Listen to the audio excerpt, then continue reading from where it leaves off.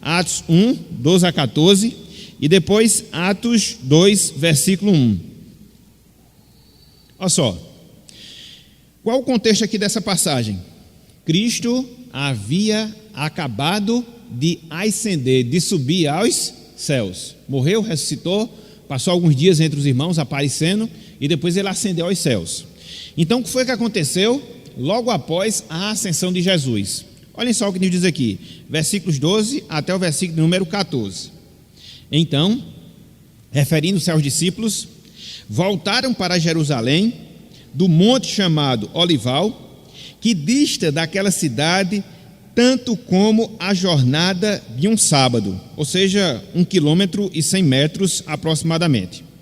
Quando ali entraram, subiram para o cenáculo, onde se reuniam Pedro, João, Tiago, André, Filipe, Tomé, Bartolomeu, Mateus, Tiago, filho de Alfeu, Simão, o Zelote, e Judas, filho de Tiago.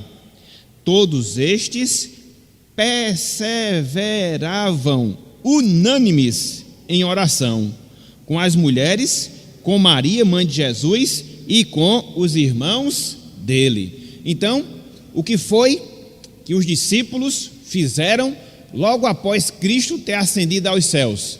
Voltaram para as suas casas, para as suas atividades corriqueiras, e assim se envolveram completamente nesses compromissos seculares. Foi isso que aconteceu com os discípulos logo após a ascensão de Jesus, de acordo com esse texto? Sim ou não? Foi isso? O que foi que eles fizeram? Buscaram a presença de Deus em oração. Olha só que coisa interessante no versículo 14. Perseveravam unânimes, meus irmãos. Então, isso lança luz para algo muito importante nas nossas vidas. Cristo havia ascendido aos céus. E o que foi que a igreja fez? Se para orar. Olha a coisa interessante. Os irmãos podiam se acomodar, né? Não, o nosso Redentor ascendeu aos céus, já venceu a morte, já ressuscitou, estará agora à direita do Pai. Então pronto, não precisamos fazer mais nada. Não, muito pelo contrário. Uma vez que eles tinham consciência desse fato, o que foi que eles buscaram? Buscaram a oração coletiva. Os discípulos, Maria, mãe de Jesus, com os irmãos de Jesus, meu irmão de Jesus, e também as outras mulheres. Então aqueles cristãos, o comportamento inicial deles foi que eles buscaram a Deus coletivamente em oração. Então é um modelo que nós temos. O que a gente vai ver lá em Atos capítulo 2, versículo 42, que foi o texto que nós acabamos de ler, foi um resultado da formação da igreja, mas de certa forma já era um comportamento que os cristãos tinham antes mesmo da descida do Espírito Santo. Quando Cristo ascendeu aos céus, eles buscaram a unidade e buscaram assim em oração a presença de Deus, ok? Mas aí você segue lá em Atos capítulo 2, versículo 1, antes de haver a descida do Espírito Santo, como é que os irmãos estavam? Qual era a postura deles? Atos capítulo 2, versículo 1, somente versículo 1. Olhem só o que nos diz aqui a palavra do Senhor. Ao cumprir-se o dia de Pentecostes, estavam todos reunidos no mesmo lugar. E aí vai e acontece de vir o Espírito Santo. Então estavam todos reunidos no mesmo lugar para quê? Para orar. Para quê? Para buscar a presença de Deus. Então perceba, meus irmãos, que a igreja ela era caracterizada por isso. Havia comunhão e essa comunhão se desdobrava em oração. Orações coletivas, oração conjuntas, buscando assim a presença de Deus. É o modelo que nós temos na igreja primitiva, na igreja do Novo Testamento. Certo? E aí eu sigo o que nós temos aqui. Através da oração coletiva, a igreja contemplou as ações sobrenaturais do Senhor. E aí ele foca aqui dois textos. Atos 4, 23 a 31, Atos 12, versículo 1 até o versículo 8. Já a gente considera esses textos. A história das igrejas do Novo Testamento ilustra a bênção e a necessidade de orarmos juntos. Olha só que coisa maravilhosa, meus irmãos. Olha só que coisa maravilhosa. Quando você olha para o modelo da igreja primitiva, quando você olha para o modelo da igreja lá nos primeiros séculos, você vai observar justamente isso. Eles experimentavam as bênçãos de Deus através daquelas orações, das ações sobrenaturais de Deus em suas vidas, e também com isso eles mostravam a necessidade que nós temos de orarmos, não individualmente nesse sentido aqui, mas orarmos coletivamente, como povo, como igreja de Deus aqui na terra. Vamos atentar para esses dois exemplos que nós temos aqui. O primeiro deles é Atos 4, versículo 23 até o versículo 31. E aqui eu queria fazer aquela observação que nós mencionamos agora há pouco. A igreja aqui estava passando por um momento de dificuldade, perseguição, entendeu? Pedro e João são presos porque havia curado um coxo, entendeu? Então havia essa algeriza em relação à igreja, essa perseguição em relação à igreja. Existe a soltura dos irmãos, no caso Pedro e João. E o que é que a igreja faz? Ela se acomoda? Não, ela vai ter um comportamento definido em relação à oração. Isso é um exemplo, isso é um princípio para cada um de nós, como igreja de Deus, nos nossos dias. Atos 4, 23 até o versículo número 31. Atos 4, versículo 23 até o versículo número 31. Diz aqui o autor sagrado, Lucas: uma vez soltos, Pedro e João procuraram os irmãos e lhes contaram quantas coisas lhes haviam dito os principais sacerdotes e os anciãos. Ouvindo isto, o depoimento de Pedro, o depoimento de João, unânimes. Não sei se vocês perceberam, mas essa palavra unânimes, ela sempre acontece, ela sempre aparece. Unânimes, levantaram a voz a Deus e disseram: Tu, soberano Senhor, que fizeste o céu, a terra, o mar e tudo o que neles há, que disseste por intermédio do Espírito Santo, por boca de Davi, nosso pai, teu servo, porque se enfureceram os gentios e os povos imaginaram coisas vãs. Levantaram-se os reis da terra e as autoridades ajuntaram-se a uma contra o Senhor e contra o seu ungido, porque verdadeiramente se ajuntaram nesta cidade contra o teu santo servo Jesus, ao qual ungiste Herodes e Pôncio Pilatos com os gentios e gente de Israel, para fazerem tudo o que a tua mão e o teu propósito predeterminaram. Agora, Senhor, olha para as suas ameaças e concede aos teus servos que anunciem com toda a intrepidez a tua palavra, enquanto estendes a mão para fazer curas, sinais e prodígios por intermédio do nome do teu santo servo Jesus. Foi a oração que eles fizeram, meus irmãos. A oração começa lá atrás e acaba aqui. Então, eles estavam sendo perseguidos. E o que foi que eles fizeram? Eles ficaram amedrontados com as perseguições? Não, eles buscaram a presença de Deus. Eles se refugiaram em suas casas, esperando o pior acontecer? Não, eles se juntaram e a uma buscaram a presença de Deus em oração. Olha que coisa interessante. Em momentos de indiferença quanto ao Evangelho, em momentos de perseguição do Evangelho, o que é que a igreja de Deus deve fazer? Se acovardar? Não. Deve ficar em casa? Não. Deve buscar a presença de Deus juntamente com os outros irmãos em oração. Não adianta, meus irmãos, nós fugirmos dessa realidade. O Evangelho ele sempre vai atrair para si a perseguição. O Evangelho ele sempre vai atrair para si a indiferença. O Evangelho ele sempre vai atrair para si as dificuldades. E o que é que a gente deve fazer? Se sujeitar a essa situação? Não. A gente deve buscar a presença de Deus em oração. Foi assim que a igreja primitiva se comportou e foi assim que ela experimentou das ações sobrenaturais de Deus sobre suas vidas. Olha só o resultado aí, no versículo 31, Atos 4, 31. Veja que até o versículo 30 eles oram. E na oração eles relatam a perseguição que estavam sofrendo, mas eles não se acovardam diante daquela situação.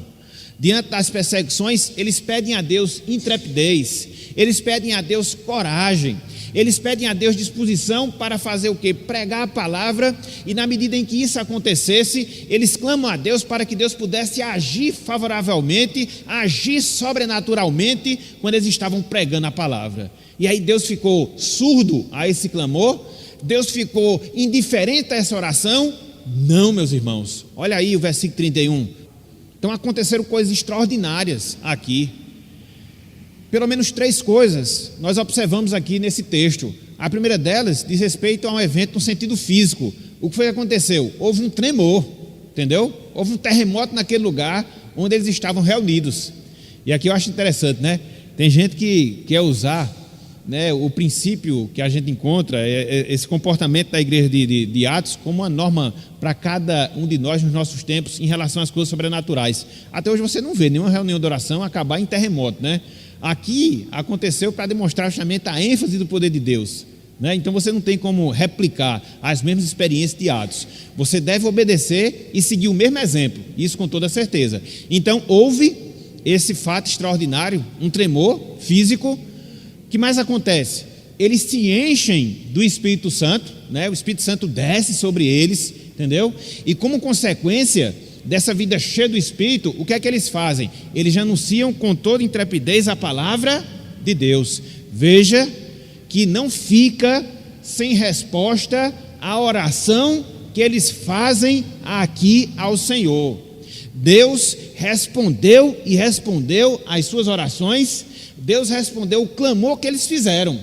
Eles pediram intrepidez para pregar a palavra, Deus deu. Eles precisavam de uma vida cheia do Espírito para pregar a palavra, Deus os encheu. Então, meus irmãos, esse é o grande desafio que nós devemos ter como igreja de Deus. Utilizar as nossas reuniões de oração coletivas como uma fonte de enchimento do Espírito, para que uma vez cheios do Espírito, a gente possa estar aí propagando, falando, proclamando a palavra do Senhor. Então, é uma meta que nós devemos ter para as nossas vidas, uma vida cheia do Espírito Santo. E como é que isso vem? Dentre várias coisas, quando nós temos essa vida coletiva de oração, quando nós temos essa vida de comunhão com a oração, juntamente com os nossos irmãos. Então Deus os ouviu, Deus os atendeu, Deus nos ouve, Deus nos atende, quando assim também fazemos esse tipo de oração que os discípulos eles fizeram aqui. O chão não vai tremer, mas com toda certeza o Espírito Santo vai nos encher. Com toda certeza Ele nos dará intrepidez para pregar e pregar a sua palavra. Esse é o princípio, esse é o exemplo que nós encontramos aqui na palavra do Senhor. Ok? Mas não só isso, ele cita aqui outro texto, Atos 12, a partir do versículo 1. Todos abriram? Atos 12, a partir do versículo 1. Olha só. Por aquele tempo, mandou o rei Herodes prender alguns da igreja para os maltratar. Veja que, mais uma vez, qual é a realidade aqui? Perseguição. Herodes manda prender alguns cristãos com o intuito de o quê? Maltratá-los. Perseguição da mesma forma que acontece lá em Atos capítulo 4. Mesmo princípio, a mesma realidade. Versículo 2. Fazendo passar a fio de espada a Tiago, irmão de João. Então, um dos discípulos aqui, ele acaba sendo morto. Tiago, irmão do apóstolo João. Versículo 3. Vendo-se isto agradável aos judeus judaizantes, prosseguiu, prendendo também a Pedro. E eram os dias dos pães asmos. Tendo-o feito prender, lançou, no caso Pedro, no cárcere, entregando-o a 4 escoltas de 4 soldados, cada uma para o guardarem, tencionando apresentá-lo ao povo depois da Páscoa. Pedro, pois, estava guardando no cárcere, mas havia oração incessante a Deus por parte da igreja a favor dele. Olha aí a diferença, está vendo aí? Pedro estava preso, e a igreja estava onde? Na igreja. Pedro estava preso e a igreja estava orando, os irmãos estavam orando na igreja, eles não estavam em casa, eles não estavam amedrontados, mas eles eram ousados e buscaram a presença de Deus como igreja de Deus. Olha só que coisa interessante, meus irmãos, olha só. Então, quanto mais a igreja é perseguida, mais a igreja ela deve buscar a presença de Deus. Estava até falando ontem com uma irmã, acho que era com as irmãs, na verdade, da reunião matutina. Ontem veio, com exceção de mim, veio apenas irmãs mulheres. E eu estava fazendo justamente essa observação. Que observação? Nós estamos vendo aí, sobretudo nas 2 últimas semanas, né? O julgamento do STF, querendo criminalizar a homofobia. E deve ser criminalizado, com certeza. Mas a grande questão é, o que é homofobia? Entendeu? É você rejeitar ou você não aceitar um pensamento ou um comportamento homoafetivo? Não, eu não vejo que isso seja homofobia. Isso é liberdade de expressão, que você tem para você dizer que não concorda com aquilo ali. Uma coisa é você fazer isso, outra coisa é você agredir e matar os homossexuais. Então, são coisas completamente diferentes, mas dentro do julgamento as pessoas colocam como se fosse uma coisa junta, que na verdade, por trás, o que é que tem? Uma iniciativa velada de perseguir o Evangelho, uma iniciativa velada de perseguir a igreja de Deus. E o que é que os crentes estão fazendo quando vêem essas coisas acontecerem? 12 pessoas que não foram escolhidas pelo povo, foram nomeadas ali, sem que fizesse concurso público, sem que fizesse absolutamente nada, legislando em favor da maioria, ou contra a maioria, vamos assim dizer. Então, meus irmãos, são exemplos bem básicos assim, para a gente mostrar que cada vez mais que o tempo está se passando, cada vez mais que Cristo está prestes a buscar, ou a voltar para buscar a sua igreja, as perseguições elas vão acontecer. Então a gente não precisa se acovardar e não deve se acovardar, muito pelo contrário. Diante das situações, aí é que nós devemos buscar a presença de Deus, porque foi esse o comportamento que a igreja primitiva teve logo no seu nascedouro. Então é assim também que nós devemos fazer. Em meio à perseguição, a igreja buscava o quê? Oração. Em meio à perseguição, a igreja buscava a presença de Deus. E olha só o que vai acontecer. Olha só o que vai acontecer. Lá em Atos 4, a gente viu que a igreja buscou a Deus em oração, e Deus os encheu com o Espírito Santo, e com intrepidez eles anunciaram a palavra. O que é que vai acontecer aqui? Lembremos-nos que Pedro está preso, né? Herodes mata Tiago, prende alguns cristãos, maltrata esses cristãos, com o intuito de expô-los posteriormente, e Pedro está lá preso. Estava preso e a igreja orando. Estava preso e a igreja orando. Então, o que é que isso vai acontecer? Em que é que isso vai redundar ou gerar? Versículo 16. Olha só. Quando Herodes estava para apresentá-lo, no caso Pedro, naquela mesma noite, Pedro dormia entre 2 soldados, acorrentado com 2 cadeias, e sentinelas à porta guardavam o cárcere. Eis, porém, que sobreveio um anjo do Senhor, e uma luz iluminou a prisão, e tocando ele o lado de Pedro, o despertou, dizendo: levanta-te depressa. Então as cadeias caíram-lhe das mãos. Disse-lhe o anjo: cinge-te e calça as sandálias, e ele assim o fez. Disse-lhe mais: põe a capa e segue-me. Mais uma vez, demonstrações sobrenaturais, uma visita angelical. Pedro, ele se desfaz das correntes sem que houvesse chave, sem que alguém tivesse aberto aquelas correntes, diretamente como resultado de uma ação divina. Então, olha só o que acontece. A igreja está orando e Pedro é solto. A igreja está orando e Pedro é libertado. Eu vou seguir no texto aqui só para mostrar um detalhe aqui aos irmãos. Versículo 9. Então, saindo, no caso Pedro, o seguia, no caso seguia o anjo, não sabendo que era real o que se fazia por meio do anjo. Parecia-lhe antes uma visão. Eu acho interessante essa narrativa aqui em relação a Pedro, né? O negócio era tão extraordinário que ele não sabia se tratava de uma visão ou de uma coisa real, porque realmente é brincadeira, né? Você está preso lá, escoltado por 16 soldados, você está acorrentado, de repente você sai da prisão, entendeu? Sem que houvesse uma intervenção, simplesmente por milagre de Deus. Então, ele ficou sem saber se era real ou se era uma ilusão. Queria falar, João? E isso, foram cegados, entendeu? 16 pessoas, pelo menos, que eram 4 escoltas com quatro guardas cada uma, né? Exatamente. Como um lenço, né? Como um lençol. Então Pedro ficou assim, sem entender o que era. Aí versículo 10.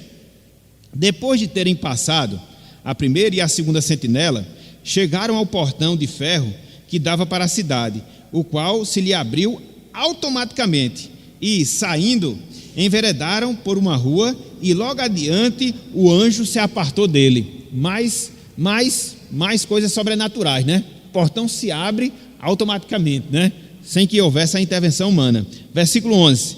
Então, Pedro, caindo em si, ele só veio cair em si agora, quando ele sai da prisão, entendeu?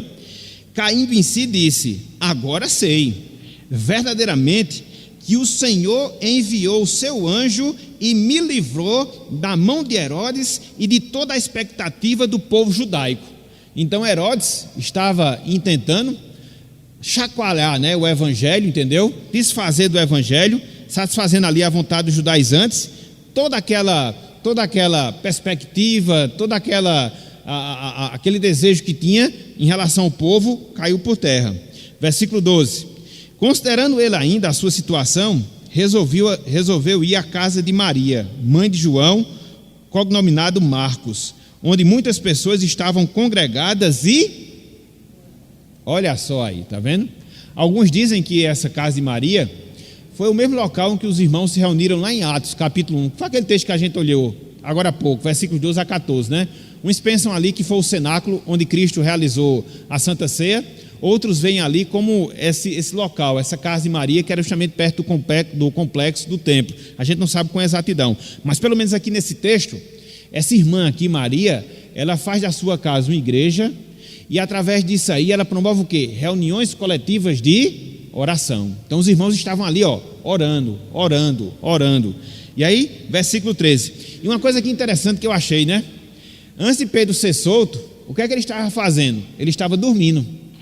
Enquanto Pedro estava dormindo, existiam os irmãos que estavam acordados, orando por ele, que é o que acontece aqui no versículo, entendeu? Nesse texto que a gente está vendo. Então olha só a coisa interessante. Pedro estava dormindo, mas a igreja estava orando, entendeu? Continuamente ali, orando.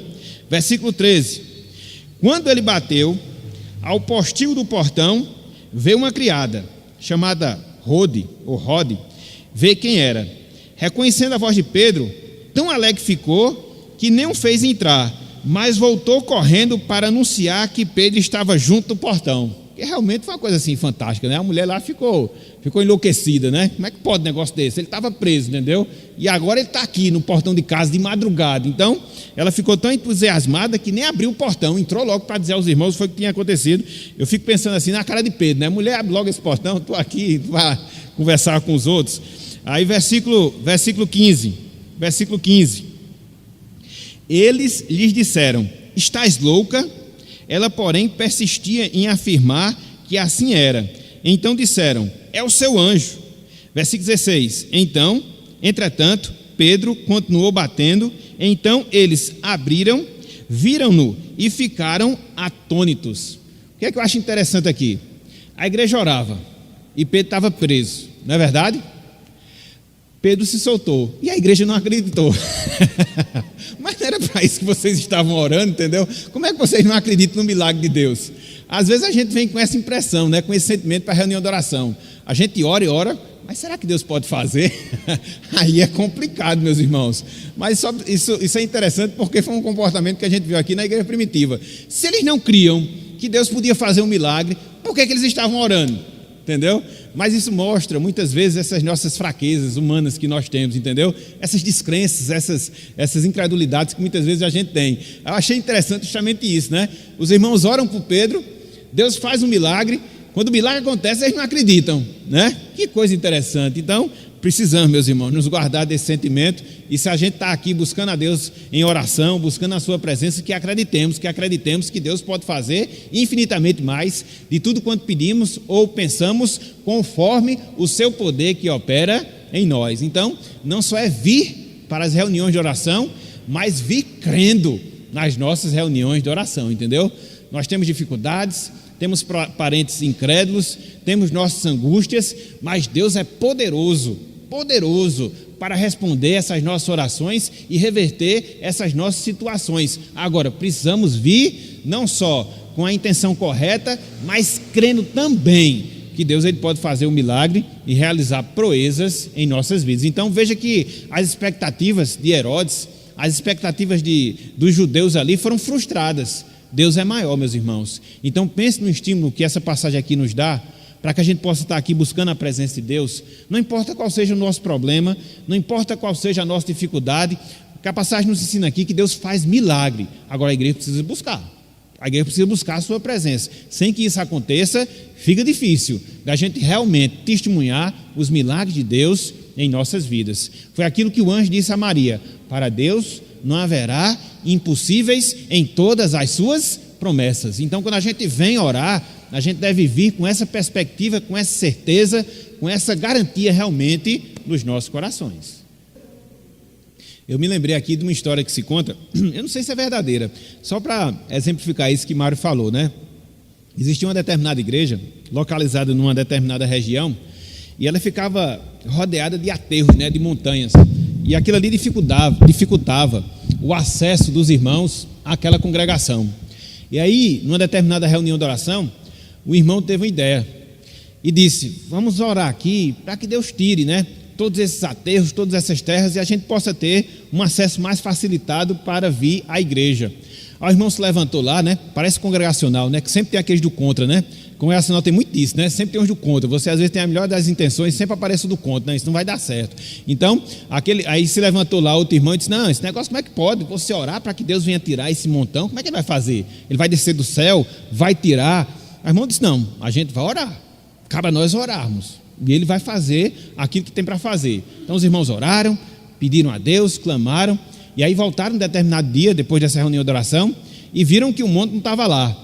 Por quê? Houve uma necessidade de aterro, e umas empresas chegaram e tiraram o monte e facilitaram ali na retirada de todas aquelas terras, e reaproveitaram em outro local. E eu pergunto: quem é que fez a obra?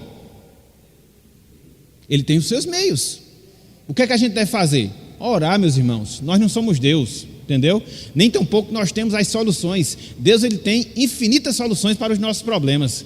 O grande problema é que a gente quer dizer a Deus o que Deus deve fazer, né? Não, Senhor, você tem que fazer, o Senhor tem que fazer isso assim, assim, assim. O problema é meu, eu sei como o Senhor deve resolver. Aí é um tal problema nosso, entendeu? Então, os montes lá foram tirados, entendeu? Deus não veio do céu para fazer isso, mas Ele interveio para que isso pudesse acontecer. Então, só um exemplozinho básico para mostrar como nós devemos ser mais ousados em nossas orações, entendeu? Às vezes a gente ora muito, de forma muito horizontal. A gente tem que orar de sentido mais vertical, entendeu? Sermos mais objetivos, sermos mais precisos, colocarmos diante de Deus as nossas necessidades, a necessidade da sua igreja, e vamos ver que Deus ele vai fazer e vai fazer a sua grande obra. Disto eu tenho certeza. Estão lembrados lá da promessa que Deus deu a Salomão? Se o meu povo, que se chama pelo meu nome, orar, me buscar e se humilhar, então eu ouvirei dos céus, né? E aí como é que ele diz mais? Sararei a sua terra, estarão abertos os meus olhos e atentos os meus ouvidos à oração que se fizer. Pronto. Precisa dizer mais nada? Não, né? Que Deus nos abençoe, meus irmãos. Está assim encerrada a nossa escola dominical.